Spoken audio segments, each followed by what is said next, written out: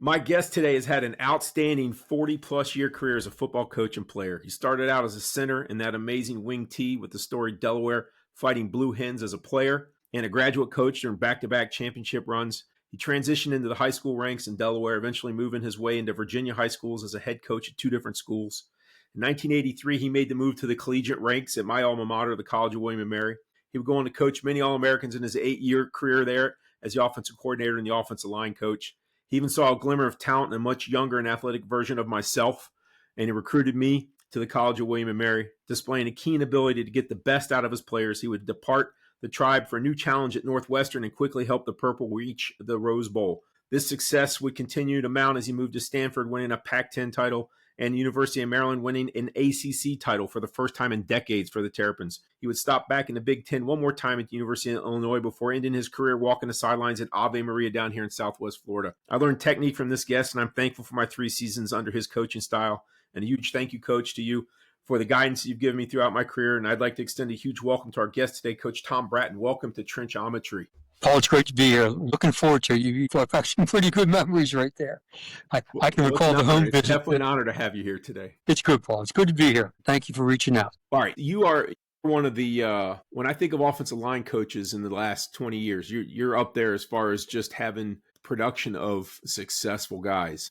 And so there's got to be something that you see when you're looking at those young guys coming out of high school or junior college guys that you have to evaluate. Is there anything that you specifically look for in those guys to start off with? You want to, if you're going to make chicken soup, you want the best cuts of chicken to put in there. So what are you looking at when you're getting into that evaluation aspect for those guys? I think it all starts off, not to put the physical thing on the back door, but I think it all starts off with mentally. Where are they? I mean, are they going to be willing to put the time in to develop to be an offensive lineman? Because it's not easy. There's no glory in this. They oftentimes say nobody goes down to the park and blocks anybody. Okay, they're all pitch and catch, and everyone's play grass basketball. But it's just a different cat in the trenches now. So you kind of look for that. What kind of work ethic do they have? What kind of character kid? Because there are a whole lot of places in athletics where it's 5 guys never see the football. And, you got these people on the outside, the quote unquote, the divas, whatever you say, and you got a bunch of guys who are the heartbeat of your team. So what kind of person is this person, is he going to be? And you can kind of see that with how he does in school, other kind of sports, just kind of watching him. And physically, I always look for somebody with growth potential, size of feet, size of hands, shoulders, that they would grow into them. Was the family a late bloomer, that type of thing. And then after that, it's just a matter of reps. I mean, it's all, a lot of it's so much muscle memory, Paul, that it's just reps and reps and reps and reps and reps and footwork and things like that. And very, it's a thing where they may have to put 2 years invested. And the third year, maybe, okay, man, I think we're ready to go right now. That's kind of a nutshell what I was looking at. But I think the mental aspect, is he going to want to work?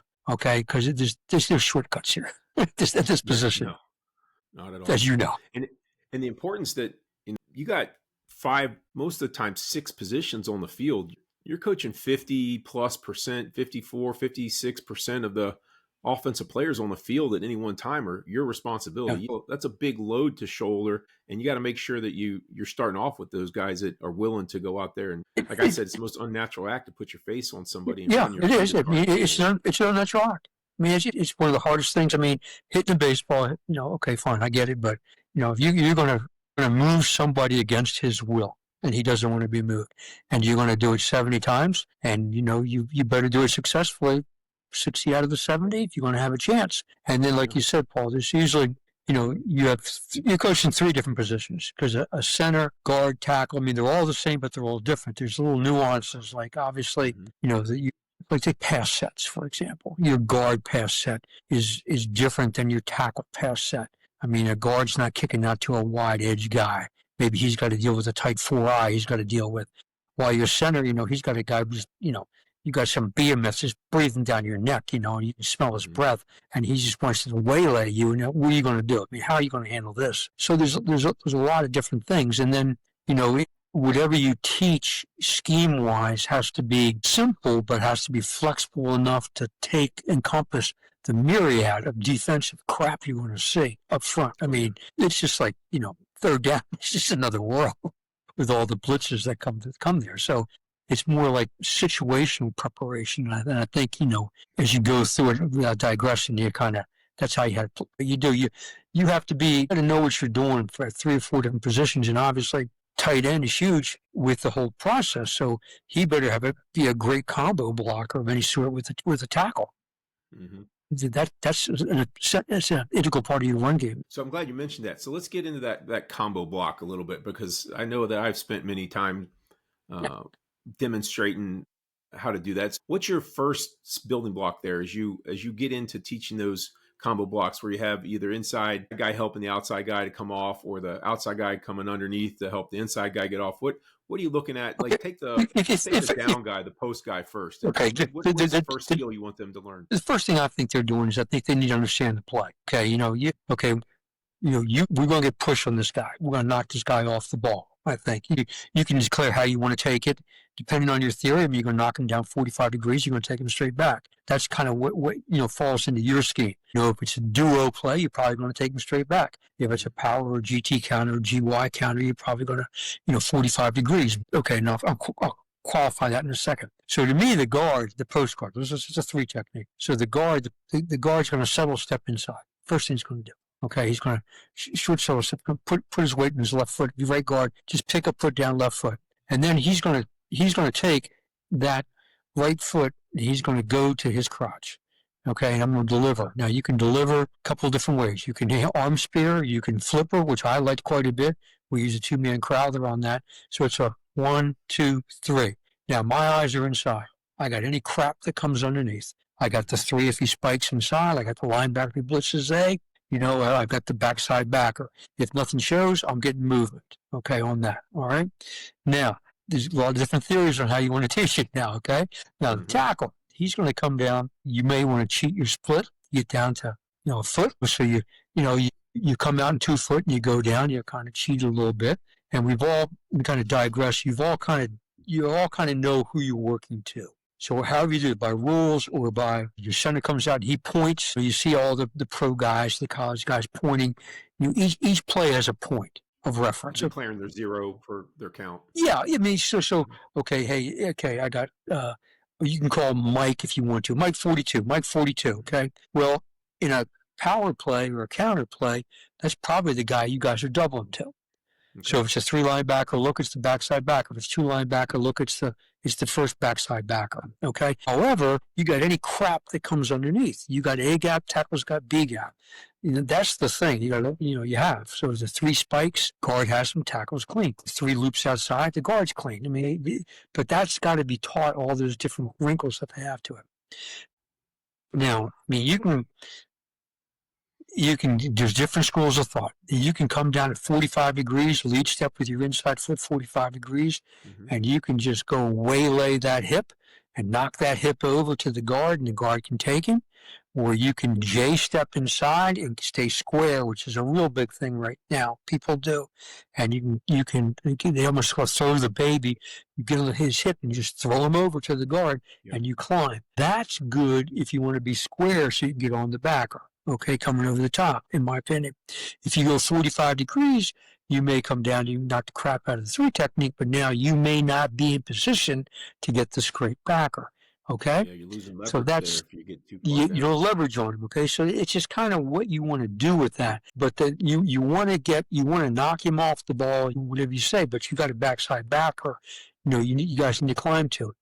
Now, okay, well, coach, the backside backer, he's so fast, I can't get to him. Well, that's fine too, as long as you get on him. So you may be late to the party getting on the backside backer, but you can even block him out and let the back make his cut and bring him underneath it that way. So it's just, there's little things in that regard there that you can do with that. We would call that a backside number block, where you're going to take the backside number of the linebacker and just push him past the hole. Let be a little cutback for the running back. Exactly. What are you telling that tackle, the outside? Talk about the outside hand of the tackle. What are you doing? What are you telling that guy to do with his outside hand on that when he's coming down, and whether he's going shoulder to shoulder, or he's coming at that 45-degree angle to hit that 3? Okay. If I'm coming down in the J step, I'm staying square. So that outside hand, I did a lot of, Paul, I don't know if we did it when you were with Mary. Just like it's a McNally foot drill called demeanor, foot fire. Okay. And so it's, I can't demo you. Okay. You're But pumping. You're pumping the hand yeah, up. I'm pumping the hands, okay, but I'm working on my insteps being in the ground, okay. Mm-hmm. I'm in a knee bend position. It's probably, if you can imagine, if you're an Okie guard, if you're a guard versus an Okie, you're climbing to the backer, okay. And you'll come under the guy. Now you may double under him that way, or you may press the thumbs up. But I'm free, okay, with that hand, okay. What we used to teach, okay, and I don't know if they do it anymore, is I sit there and we would double the three technique until the guard told me over, and backside packer's coming And over. that's so you're going to close off that outside hand with the on the three. I got an inside hand in, I got an outside hand in, and we're getting pushed. So I got a flipper by the guard, we're arm spear, and we're sitting here on this guy moving this guy. That's one way to do it. Okay. And now I'm just staying square, outside arms here. Now, if I'm coming down in a J and, and I want to throw him over, okay, it's almost like rocking the baby. I knock him on his hip and just throw him over and then come back up off that. That's kind of the way I see it being taught right now. My concern about that lots of times is if the guard has the linebacker run through, okay, and the tackle's sole purpose is I'm going to throw him and leave you, there can be a gray area, okay? I mean, the tackle really, yeah, the tackle has to be keyed in now. Oh, my guard left me, so I can't throw him over now. I got to sustain this block and create a pile. So it's, So I hear if you're using that second outside hand in there, it seems like you're almost dictating a backside number block on that linebacker at the next level. If he can, you're going to be, because you're kind of closing the door on your outside hip and your shoulder there. So you kind of, in order to fight back through and square up, you're going to be a little delayed when you come off that block. I assume it's kind of almost a lot of that happening. I think when you come down on the 45, I think you get involved. If you come down like I call it a J step, where it's almost like what they're doing, Paul, is they're galloping. Is the phrase they use? Okay, and I call it the J step. So it's 1, 2, 3, contact. Okay, and then come up. Okay, going that way with my footwork. So I'm lead stepping, gaining ground with my inside foot. I'm following through, and a third step down, and I'm making I'm throwing over. I can do this with my inside arm. I can take hands and come back and get clear. So I free this one up. But I'm committing to throwing him over. I'm not meshing in, waiting to be told what to do. That's why I see this thing having been evolved. Now, if it's duo, okay, which is the rage right now, I think, you're doubling the backer and the linebacker, he's going to dictate to you what happens, okay? So it's a little quicker deal. So you're there until he commits. The backer's going to commit. He's got to. So it's a much quicker play than I think a GT or a counter. So you're watching. I always would say you're blocking. You have the ability to block two guys on every play. You can block one guy with your body and one guy with your eyes, and so that's a key component. I think that's good. It's just, and then when you're teaching, okay, then you put the guard pulling around, and it's always, and I think the progression is however you do it, you pot it, or you break it down as he takes him, you got him. He takes him, you got him. You got the three technique, you got a three and then A got back. Okay, so we do the three, A got back, who gives you the top, that's the guard's guy, and I got the backside back. Okay, now you got you have your three technique, you play side backer and your backside backer. Then as a coach, you're standing behind your guys in tandem, and you're just doing what you have. Same thing with William and Mary, Paul, I think. He comes here, you got, okay, so he's got him. But they need to see that. And you would rep every scenario you could. The guy spiking or crossing face. Crossing face. Tackle automatically. The linebacker running A gap and B gap, depending on whichever one you would have. So the tackle would have to come out of that. The cross dog stunt inside. Where you got the underfront and then the nose loops out and the backside backer comes strong A and the play side back comes weak A. The three on the backside's going outside them all. That's your life. That's the offensive line. Happens fast. You never, Paul used to coach, you never want your kids naked out there. You always want them. Okay, I think as a line coach, okay, it's one of those Thursday what ifs. Yeah. Hey, they've done it 2 times. If they do this is what we got to do. Okay, and I think that's it. Just your own mental checklist. Okay, we've covered this. We've gone over it. They don't run it a lot, but we've touched base. So that kind of leads me into a different area here. When you were as an offensive coordinator, you had responsibility for the offense, and you got to focus on the offensive line particularly. And so how did you structure your practices around the game plan? Is that you guys would come up with a game plan over the weekend and you would be ready to implement it Monday as you prepared and gave out the ready sheets and that was one thing I learned from you, Coach, was you had us so mentally dialed in with you would give us those little quizzes during the week and we'd have to turn it back into you with all of our assignments and calls and all that written down. And so how did you structure your weekly offensive line individual to make sure, or like, what was your process there, your mental process for scheduling that for the week, I guess is what I'm trying to say. I think we all have, I guess they call it EDDs, everyday drills. So there's certain things that you got to get done during the week. I always thought, for an offensive line. And then you got, okay, so let's just say, okay, it's an Okie front. All right, so like your non-negotiables, what were your top two non-negotiables that had to get done, no matter time crunch, weather, whatever, you're going to get these we're in the playmaker. I'm in the Gilman playmaker. I got boards down there and I got shields. If I'm not happy with them, it's not shields, it's live.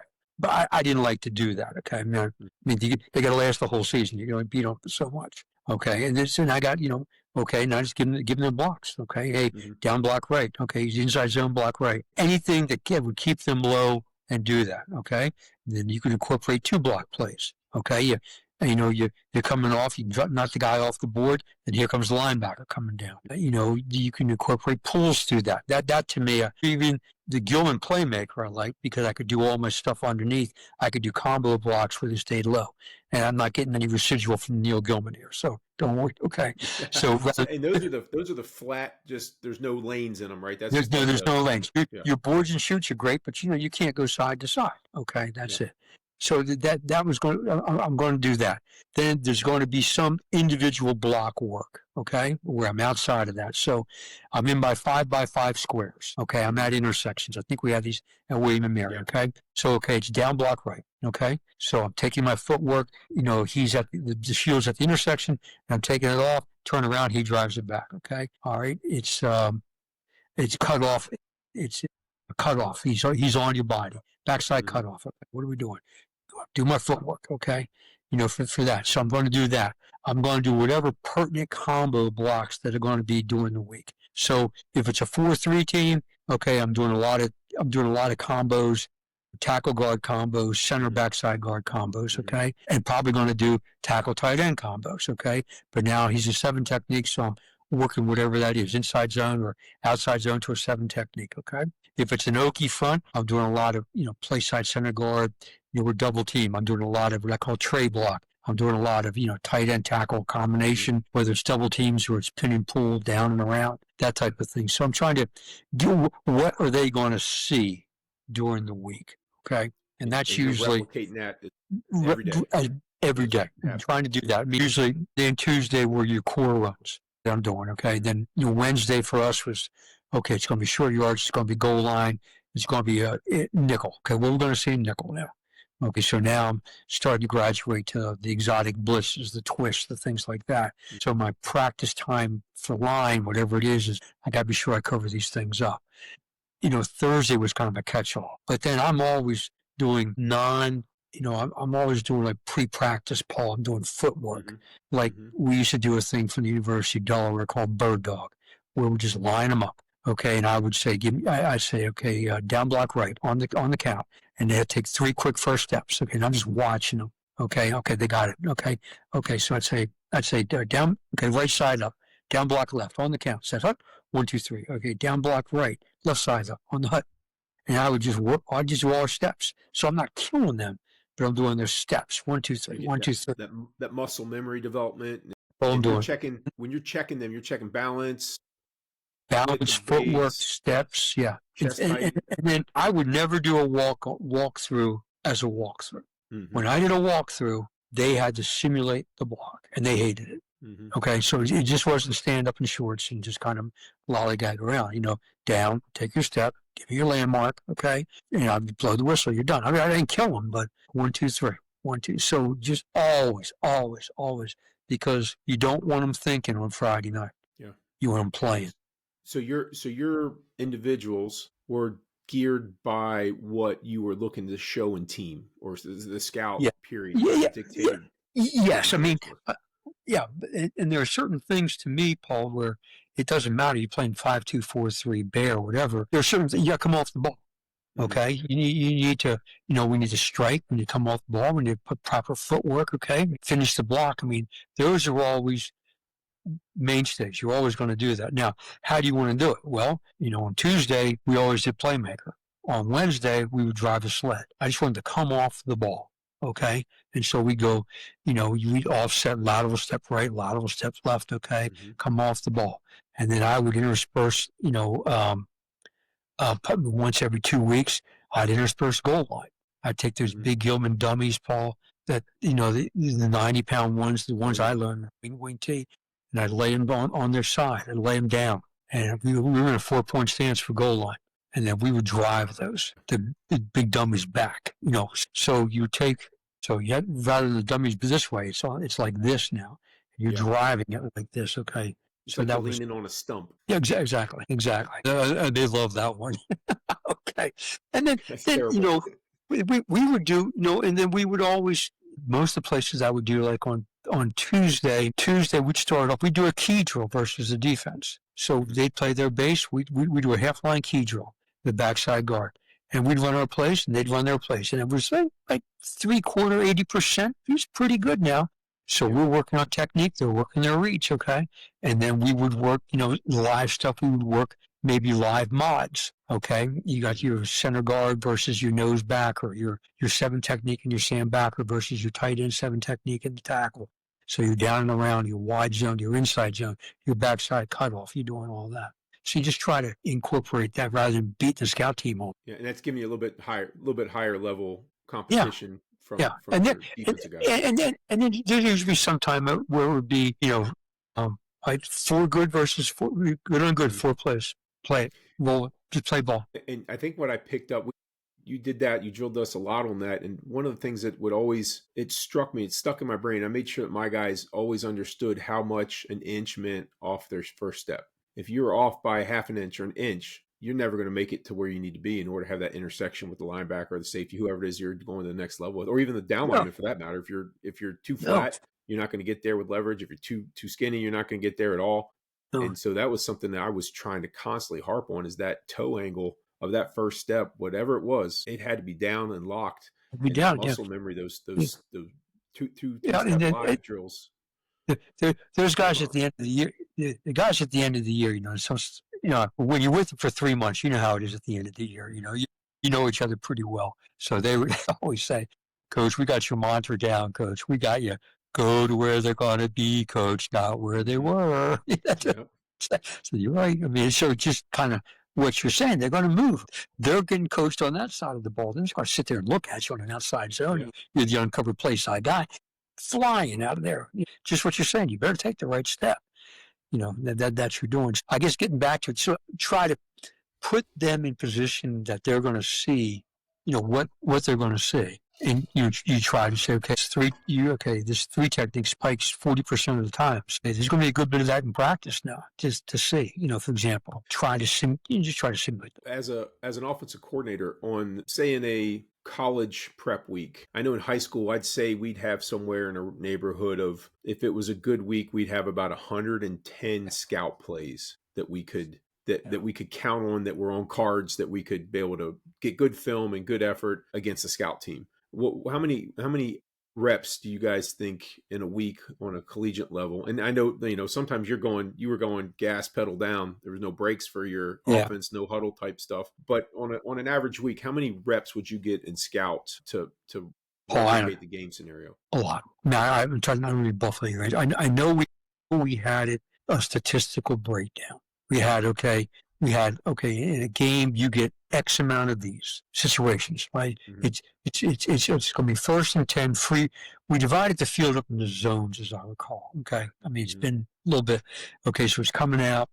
It was freewheeling. It was getting close to the red zone, and it was like goal line. And then statistically we said, okay, we're going to have X amount of calls in each of these areas, okay? Mm-hmm.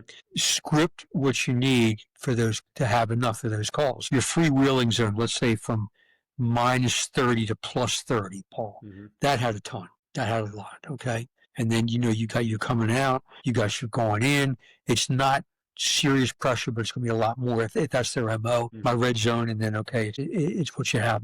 Then we had to kind of digress here a little bit. All right, there's your 2 minute. Okay. Yep. There's your specials. Okay. Now here's your overtime. Okay. So what you thought you had, like a lot of plays, it wasn't to cover all the different situations when you checked them off. And then we had a master board that we had, and then we would always keep a running tab. How many times we always recorded how many times we'd run the play. Okay, 4 maybe during that weeks. Okay, I think we got it. I think we got it to look. And then I may take them the line like early on a Thursday, where you're kind of, okay, it's in, and say, okay, let's cover these again and just walk them through again. Yeah, because you didn't quite get enough. And I, as an offensive coordinator in our high school program, we're practicing Monday, which was game install. So you're guys are still sore, they're beat up from Friday night. So you're going through some basic stuff and some minor changes here.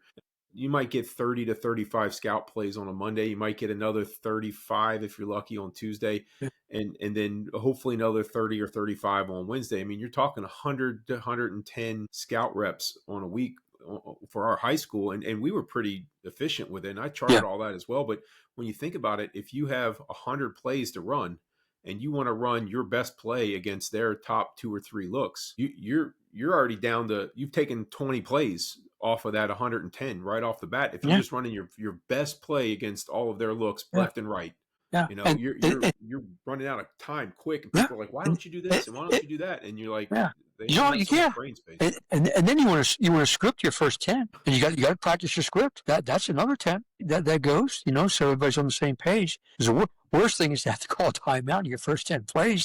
We're not in the right formation, or you didn't hear the motion. Not good. It's not good there. So I think that's a constant struggle for offensive line coaches everywhere, that you want to cover as much as you can, but at the same time you can't cover as much as you want to because there's overload. Like, you can't do it. So you gotta fine tune your best. You're playing the odds, the highest percentage as best you can. And that's a challenge, I think. And you may recall, I always try to teach the plays in families, like ISO and draw family, power, counter, whatever it is, GT, GH, quarterback power, whatever, power. Okay, inside zone. It's inside zone insert. It's maybe ISO or not. Inside zone insert. It's inside zone big. It's inside zone RPO. It's outside zone. It's okay. And then you got your little families, like your pin and pulls. Mm-hmm. They go along with it. So, but and you try to teach the concept. Okay, hey. So if they see something that they haven't seen, it's like, oh yeah, okay, all right, fine. Okay, that's kind of the rule for this. So hopefully you don't have to adjust to 1 or 2 things that you didn't expect, as opposed to 10 things. You just and then as an offensive coordinator, you gotta guess that they're gonna be what they're gonna try to do. And if you guess wrong, you got your hedging bets and guessing here and there, and then next you got your offensive line, and you train the guy who's not the brightest on the intellect scale, and you train him all week to have a 4i, and he's got to step here, and they come out and there's no 4i, and there's a 2 and a 7, and they're not where they're supposed to be. You get you see the smoke coming out of his helmet real quick. I've had that look in my eyes too. I remember that well. It's not a fun feeling. Okay, so when we get into we've done a lot of run talk here. I think pass blocking was something that you did a real good job of prepping us to pass block. What's your top 2 things that you were trying to get across for pass block, the highest priorities for you to get into your pass blocking mantra? It almost relates to the run blocking, Paul. Your footwork, I think. If you don't take the right set, it doesn't matter how athletic you are, you've had it. We used to do the thing, I think, William and Mary, and I keep on dating myself. We'd take our helmets off, we'd set on helmets. He's an inside shade, how we set? He's head up, how we set? He's an outside shade, how we set? Okay, make him a wide russell tackle, how we set? And just rep. All that. And then, you're teaching that, and then you're going, okay, so I'm teaching, okay, now he stems out. Okay, what are you doing? Okay, well, I can't sell the ranch, as the quote would be. I can't sell the ranch inside, because if he goes outside, it's still going to take him up. And just trying to distinguish just, guards and tackles. Guards, you can't set like a tackle. He's right behind you. Okay. You can't do that. Tackle. You don't need to cover the guy up. I used to say, just ancient, we got the goods. They got to get them. Okay. So don't cover him up outside like the crotch. Okay. You want leverage on the guy. And then I think, once you're that, then you're in your proper body position. Then I think it's a myriad of things you're teaching. You're teaching punch, okay? And it's interesting to see how punch has evolved. I'm watching things now. Like there's a lot of independent hand punching going on. I noticed that too. Like one hand punch is right. So and the other hand is your catch hand. Okay, so maybe I'm punching outside hand. I got this one in reserves. I don't know if I was teaching. I don't know, Paul, if I was teaching it again, because I was always this. I was thumbs up, we're jamming you on you real quick, okay, and then if we happen to hold you, we happen to hold you. But I never taught that. I want to shock you, but now they are. I think the defensive linemen are being so well coached with the hands off, the wax on, wax off, whatever you want to call it, whatever it's called these days. And, they can knock both off. So you almost need like a replacement hand. So you want to. Maybe you're setting, I'm going to punch with my outside hand, but I'm going to keep my inside hand back, to catch, as a reserve.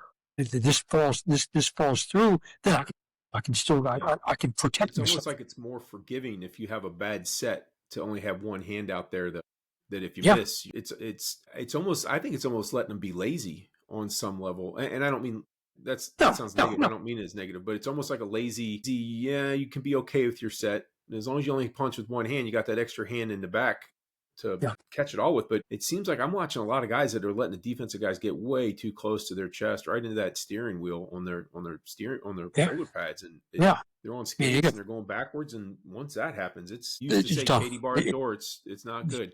It's not good. It's not good. But I'm just trying to, you're doing a lot of footwork. We used to just bring the shield out early, Paul, and just punch against a wall. The guy named Tunch Ilkin, he was kind of like the mainstay for punching. We go 45 degrees up. Anything kinetic, anything to get you moving and do that. Then, we used to, you'd punch side to side. You'd have two shields rushing the guy, outside, inside, outside, inside, over here, over here, over here, over here. And just, kick slide now, I'm pressing inside. Kick slide now, I'm pressing inside. Just all this type of thing. I actually created a poor man's Tunch Ilkin drill. I didn't have a wall anywhere to put something like that. So I was like, well, what's the next closest thing? And we had the padded rubber mats from the weight room floor. We had a bunch of them left over. And so I would take them and I created like a hand dot drill, like the guys would do with their feet. Yeah. And they would be in like a push-up position and they would have to rotate their hands, from starting the top right corner and then do an hourglass shape or do an in and out or up and down or left to right. And so they were having the kinetic part was catching their body weight in the push-up position and had to have quick hands to get it to the dots. What I liked about that, you can do a pre-practice. You're not killing them, but you're getting valuable reps, but you're not killing them. And you're gearing them in for practice. Okay, here we go. Like that. But that was always like that was a, if I felt we were starting to go south with our technique. Okay, bring them out. Let's go. Get on. Let's go. Here we go. And then it's always it's your one-on-ones. I think with pass pro, Paul, it's a lot of your combinations. Okay, I got an Oki front. Okay, so what are we doing? Are we in jet or are we full slide or are we in a base protection? Okay, who's got the backer? 5 comes in, back comes over the top. We were swapping it off. Who's making the call? All those things. It was for like a one to another, to another, to another. And half line. You do everybody full half line, and then of course you blitz pickup. They do what they do. We do what we do. Bring your blitzers. Let's go. But it all starts. You've talked a lot about a bunch of different things. It all comes back to where you've touched the ground. Yeah, I think you kind of some general thoughts I was thinking about. You better get their feet down. The strength's important and all that. I'm hip roll and all that, but if they don't have their feet aimed right or don't have a target which they're aiming for, you're going to have problems. It doesn't matter. You can bench 450 or power clean 325, whatever. It ain't going to matter. That's why I think we're on the same page here. Just proper footwork. At least give you guys a fighting chance. Yeah. if you take the right steps, you can fall down and at least make the guy bubble back or jump over you Yeah, to exactly. get to the ball carrier. And I think that's a shock to some guys who come out of high school. They were the Yeah. all state of the big man on campus. They had no technique. They're just so damn big. And I said, well, they're going to be as good as you now. Okay, believe me. What are you going to do? Okay, and it was like, oh, you're right. That's why I'm saying you need to do this. Okay, You so got to be technically proficient, or yeah, your worst case scenario. If you're technically proficient, you got a fighting chance. If you're not technically yes, yeah, proficient, then you're relying on a whole bunch of variables that you can't control. yeah. You got a chance. And with just with William and Mary, just given we're not getting all American players. It's just what's the nature of the beast. We talk about that, whatever you say. So you had to, okay, what's our counter? What's our way we're going to catch up? Well, we're going to be technically sound. The scheme's going to be good. We're going to play like our hair's on fire. Okay, but we're going within the scope of the rules. We're going to get after you, and that's what we did.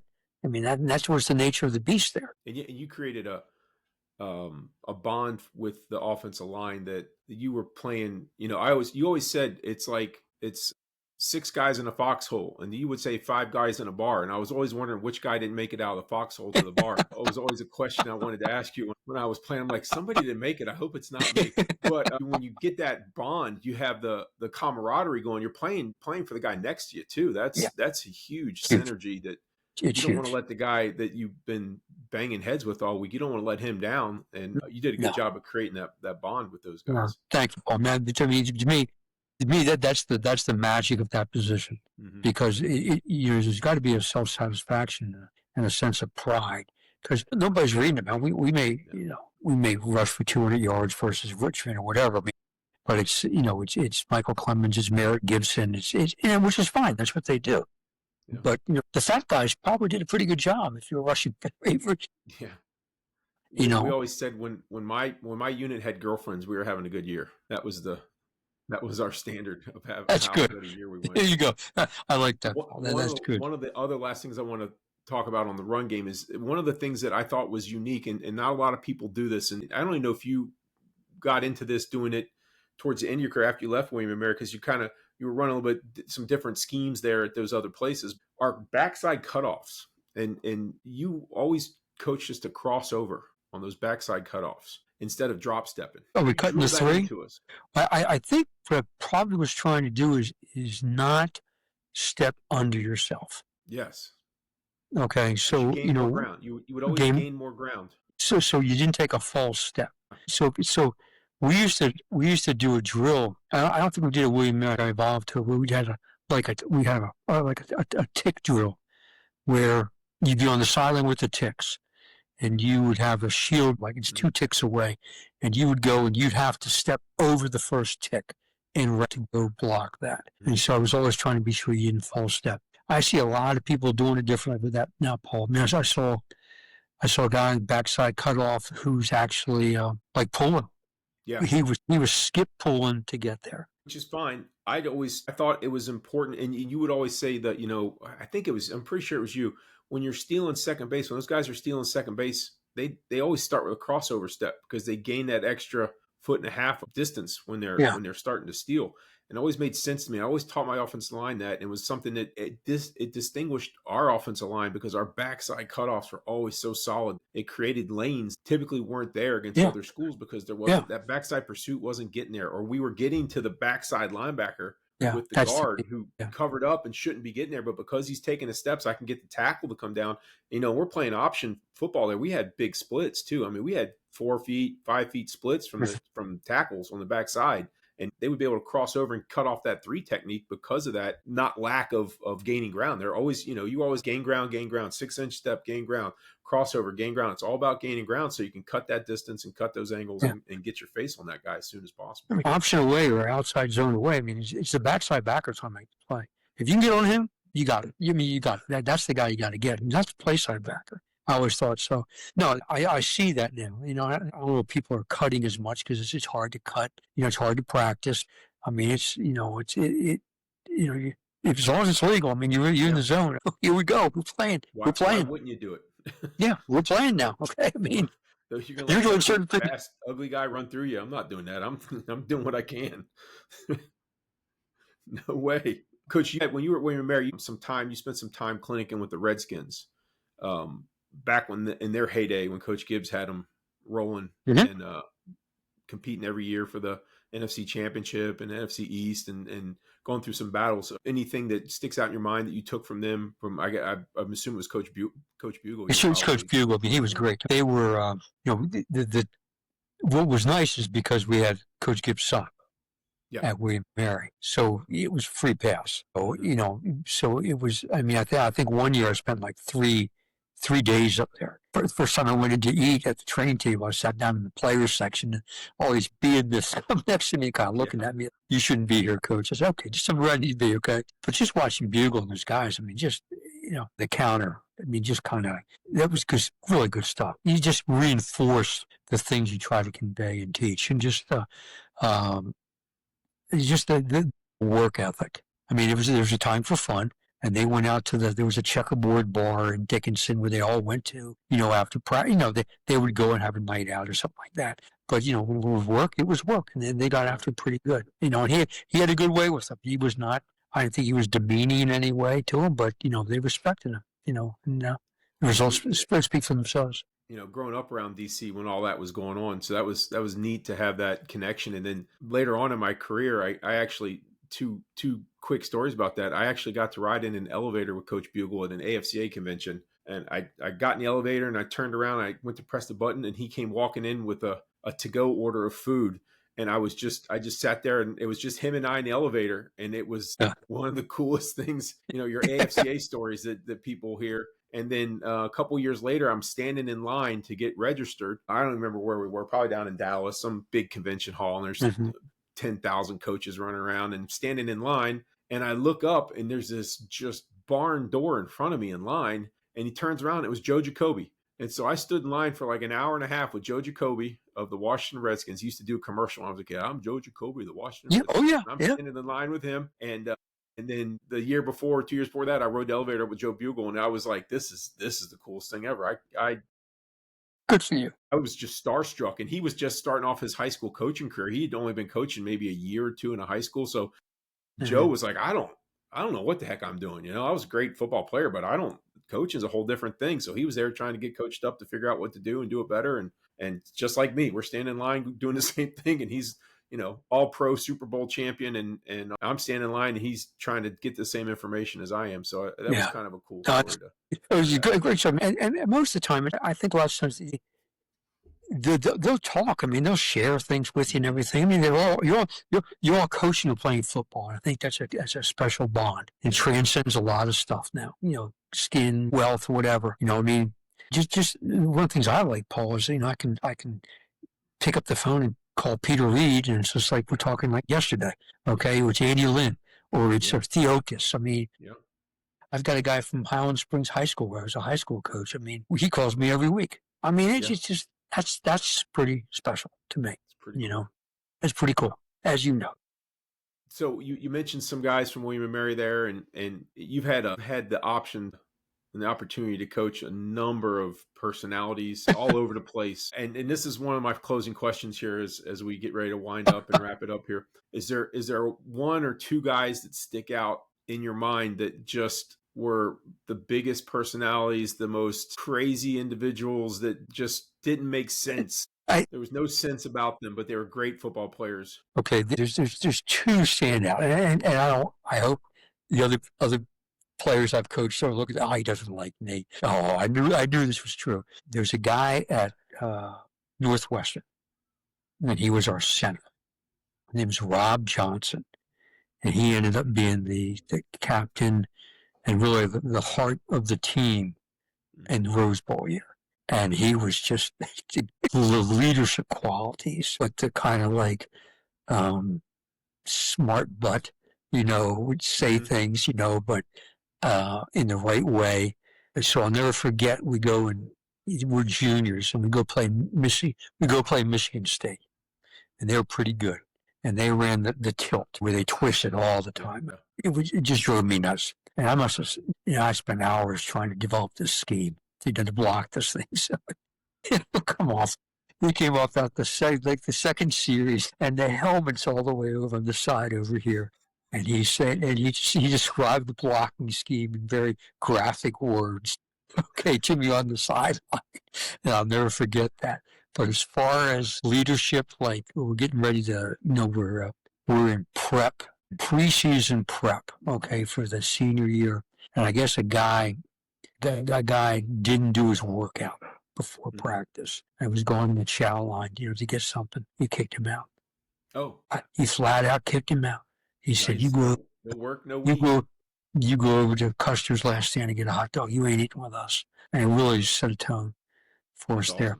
And the other one is just, I got him, Eric Heitman, who played guard for us at Stanford, and then later on and played center for the Niners, who's a concert pianist, composer. Oh, wow. And so he's got hands that probably can do 2 octaves on a piano. Wow. But I was at Northwestern and we were recruiting, and you all have different areas. So the guy at Texas brought this film in from Katy, Texas, which is really good. He said, "Watch the film. What do you think?" And I watched it 5 minutes. I said, "He's the best guard I've seen. Okay, do what you got to do." Okay. And I thought we might have a chance because he was a real good student. We didn't get him. We go to Stanford. So I go interview at Stanford the following year after what happened at Northwestern. So I'm walking around and he says, "Oh, yeah, this is Eric Heitman." I said, "You got one real good one here." But he lives in Scotland now and he composes. So YouTube him, Heitmann, and he composes stuff. And really cool. It's an unbelievable combination that he had. I call it like a typical Stanford kid. I mean, just that's awesome. Really royal. Unbelievable. I was wondering if you're going to get Mike Locke in there, the stand-up comedian. Remember that? I don't know if you remember that video he did for the skits where he had the overweight coach from UCF rolling down the field and all those guys pretending to be. He was one of the best now for Gosh, impersonations. He can make you laugh. He did a pretty good Coach Laycock, I will say. He was able he to did command a room like Coach Laycock. Yeah. So I guess the other one just was a guy named Teddy Karras, who is the starting center for the Bengals. Okay, whose grandfather was Alex Karras, who played for Detroit, but also he had a cameo role in Blazing Saddles. He's Mungo. He's the guy who knocks out the horse, I think. But as far as leadership and quality player and just really good. I remember he got drafted late by the Patriots, and I remember the Patriot, like a newspaper guy, called me up and said, "What do you think? Do you think he'll make it through camp?" And I said, "He's gonna play for you, man. Okay, he's gonna start for you. When it's all said and done, I mean, this guy's really good. Case in point. But he's just I think he's their player of the year. I think there, Paul. But just guys, where I was blessed. I mean, at a lot of good academic schools, got really good kids. So I was fortunate, and just I think that position is an unselfish position that you coach. So I think it's very, very rewarding. I think it's it's hard sometimes to get them to that point, but once they're there, I mean, it's just it's a beautiful thing. It's it runs good. Itself, yeah. It does. They know what the standard is, and they try to meet it, and they're going to try to please, and they want to look good and dominate and knock people down. Exactly. Well, Coach Bratton, I'm so thankful you took time out of your schedule from grandkids and changing diapers and all the stuff that you got to do now as a grandpa.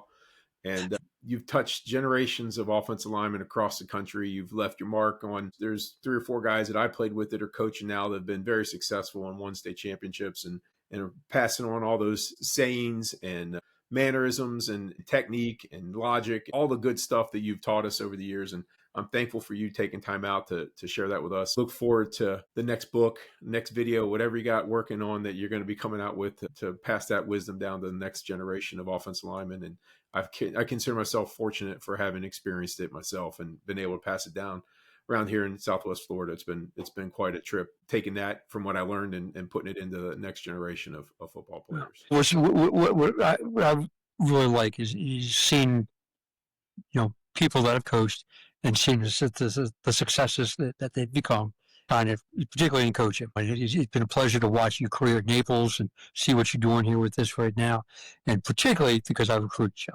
There's a vote of confidence. So you believed in me, I believed in you, and it all worked out for the end. It was good. It sure did. It sure did, Coach. Well, thank you so much. And you, just Paul. to plug myself, I'm going to the Walk-On Hall of Fame recognition ceremony up at William and Mary at the end of the season against Richmond. So I owe that all to you for getting me in there and giving me the opportunity to run around on the campus of William and Mary. And it's been nothing but thrills ever since. And I'm glad you showed up in Highland, Maryland to walk into our house and drag me down there. And Paul, you know my youngest daughter went to Athelton. Yeah. I'm alumni with your daughter in high school, and then you coached me down in college. So we're connected throughout the years. Now I have to have a grandson move to Naples so we can get him on the field down here in Naples, and that will make the circle complete. There you go. That's good. Paul, been a pleasure. Thank you very much. Thanks, Coach. Appreciate you.